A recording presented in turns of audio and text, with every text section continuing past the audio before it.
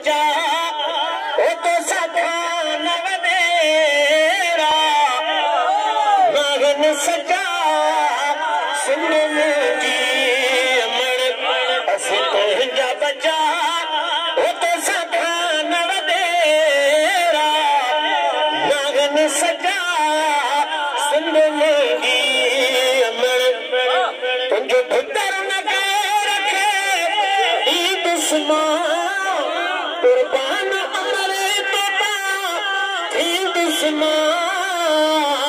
प्यार नहीं दाजे ईद सुमा